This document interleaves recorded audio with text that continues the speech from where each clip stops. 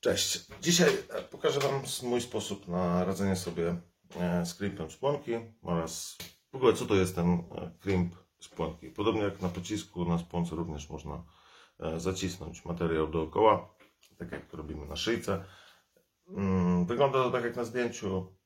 Jak widzicie, te szponki Hornady i GGG, bardzo dobrze znana wszystkim elaborującym karabin, mają charakterystyczne takie przetłoczenia dookoła, to jest właśnie ten crimp.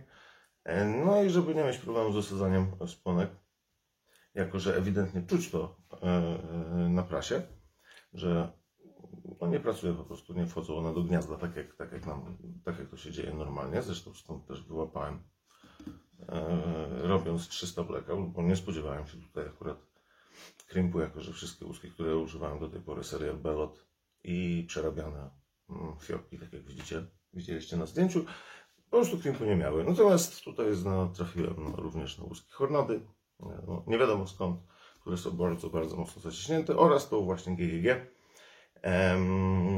która się gdzieś zaplątała. Chyba jest tutaj już osadzona. Tak, tu ciekawostka też pochodzi prawdopodobnie z Mistrzostw Polski w karabinie. Tam właśnie chyba jakiś Fin czy Szwed strzelał z 300. No i ma przytoczoną szyjkę. Ale to temat na zupełnie oddzielny film.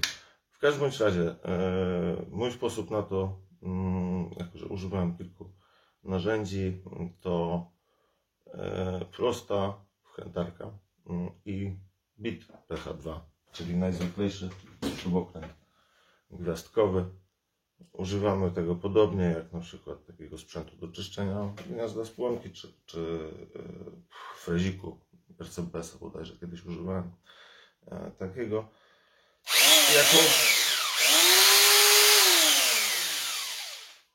Kilka obrotów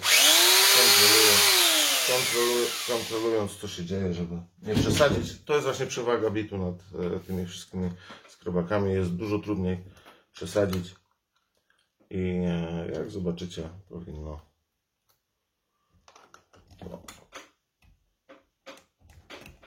rozwiązać problem osadzenia tej szponki.